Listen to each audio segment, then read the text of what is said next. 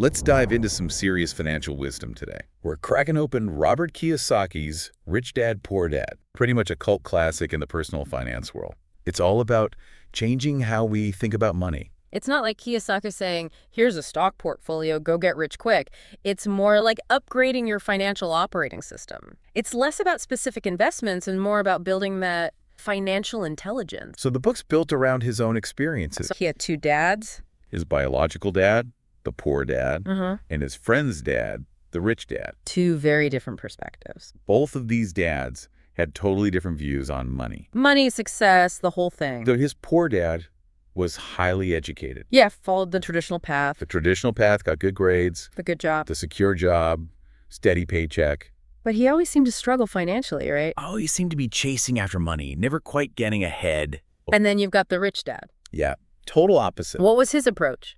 He was an entrepreneur, a risk taker, built businesses, saw opportunities where others saw problems. And his big thing was financial education. So not just working for someone else. That was the key to building wealth, he thought. So you're talking about two totally different ways of seeing the world. And over 30 years, the rich dad shared 6 core lessons with Kiyosaki. Chapter 1, The Rich Don't Work for Money. It starts with Kiyosaki as a kid, 9 years old. asking his rich dad the big question, how to get rich. He doesn't just give him a straight answer. He gives him a job. 10 cents an hour, grueling work. He wanted Kiyosaki to experience that grind firsthand, feel what it was like to work for money in the traditional sense. Did it work? It did after a few weeks. Kiyosaki was tired of the 10 cents an hour, I bet. Kiyosaki, he was tired. He was like, I need a raise, man. Yeah. And Rich Dad was like, all right, I've got a new job for you. It pays nothing. Okay, so he's really trying to shift his mindset here He was trying to get him to think differently. about this whole idea of, Trading your time for money. yeah, The traditional 9 to 5. punch the clock. He wanted him to see there's another way. So chapter 1 is really setting the stage for the rest of the book, right? Yeah, it's about the fundamentals. It's not just about getting a paycheck. It's about creating wealth, building something that works for you. Okay, so that brings us to chapter 2, Why Teach Financial Literacy. He starts off with a bit of a reality check. He does. He shares his own success story. He achieved financial independence at 47. Wow, early retirement. His wife at 37. But then he contrasts this with stories of lottery winners, professional athletes. The people who hit the jackpot made millions, but they lost it all. because they didn't know how to manage it. They lacked that financial intelligence. So even winning the lottery doesn't mean you're set for life. No, it's not just about making the money. It's about Keeping it, keeping it, yeah, growing it. managing it. It's like you said before, it's about understanding the game. Right, not just playing it blindly. It's like having the owner's manual for your money, so you can actually control it instead of it controlling you. And he uses the analogy of building a skyscraper. Rich Dad, yeah, You need a strong foundation absolutely. to support that whole thing. And that foundation is financial literacy. So it's the base upon which you build. Lasting wealth. Okay, Yeah. so how do we actually build that foundation? He gives us a very important principle. You must know the difference between an asset and a liability, and buy assets. Assets and liabilities. Yeah, that's the first brick. This is really what shapes Kiyosaki's whole approach. To building wealth. Okay, so chapter 3, mind your own business. That's where he digs into this. Okay, He starts with an interesting example, McDonald's. Kiyosaki points out that Ray Kroc, the mastermind. yeah, the guy behind McDonald's, Okay. he wasn't just selling hamburgers. He was building an empire. On prime real estate. Okay, so the restaurants were just a means to an end. So the real product was the land. He's saying most people focus too much on their profession. You could be the most brilliant surgeon in the world, but if you're not investing in assets that generate income, You're working for someone else. you're making someone else rich. Yeah, so it's not just about earning a paycheck, it's about, Building that foundation. yeah, that supports your long-term goals. Good. Now, are you ready for everyone's favorite topic? All right, chapter 4. The history of taxes and the power of corporations. Can't avoid them, can we? Not entirely, no, but Kiyosaki says The rich don't just sit there and take it. they don't just passively accept high taxes. They use their financial intelligence to minimize them. Legally, of course. Okay, legally. It's like a game, and they know how to play it. So it's about understanding the rules. And using them to your advantage. He explains how the wealthy use tax laws and corporate structures to protect their assets and reduce their tax burden. He talks about things like the 1031 exchange in real estate, which lets Investors defer capital gains taxes when they sell a property and then reinvest the proceeds into a similar one.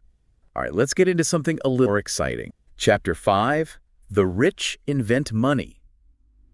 Kiyosaki starts with a story about Alexander Graham Bell. Alexander Graham Bell, the telephone guy. Well, did you know that Bell offered his patent to Western Union for like $100,000? And they turned him down. Wow, talk about a missed opportunity. Right. And Kiyosaki uses this to illustrate a point. Financial genius, it's not just about technical skills. Or having a brilliant idea. It also takes courage to believe in yourself, to take risks. To seize those opportunities. Yeah, a lot of people miss out on financial success because of fear and doubt.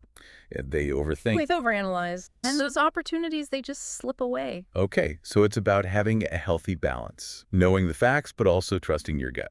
And being willing to take that leap of faith sometimes. Chapter 6, Work to Learn, Don't Work for Money.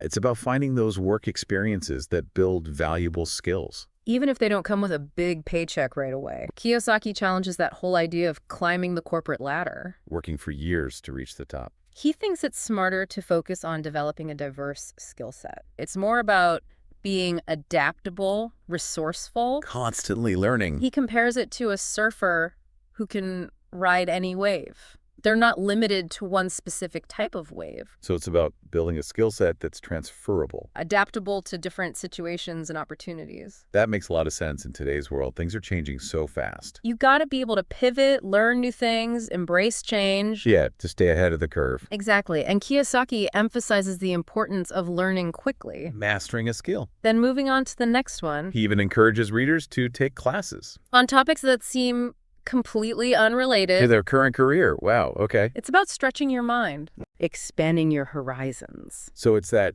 intellectual curiosity and willingness to learn. That's what separates the financially successful from those who stay stuck. Okay, Chapter 7, Overcoming Obstacles. So Kiyosaki identifies 5 key obstacles 5. that can hold people back. Fear, cynicism, laziness, Okay. bad habits, and arrogance. Which one do you think trips people up the most? It really depends on the person, but fear is a big one. Fear of failure. Fear of failure, fear of losing money, fear of making a mistake. It can be paralyzing, It can keep you from taking action. even if you have a great idea. If you're too afraid to make that first move, you'll never get anywhere. Okay, so how do we combat this fear?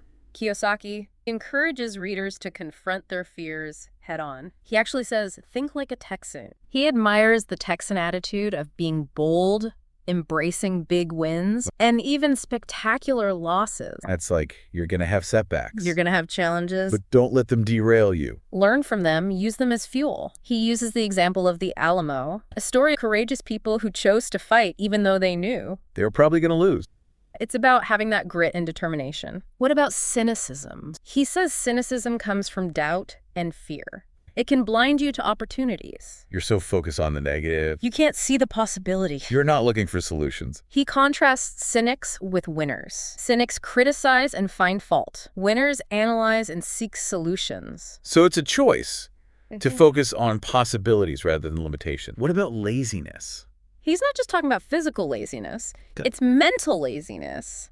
So people stay financially stuck because they're too comfortable. They avoid challenging themselves. They don't seek new information. They don't want to expand their skill sets. So it's about being proactive and seeking out knowledge. Not just accepting the status quo. Oh, He okay. challenges the idea of job security. That false sense of comfort. He thinks true security comes from financial literacy and the ability to create your own income streams. Okay, so taking responsibility for your financial future. Not relying on an employer or the government. Yeah, to take care of you. He focuses on the common habit of paying yourself last.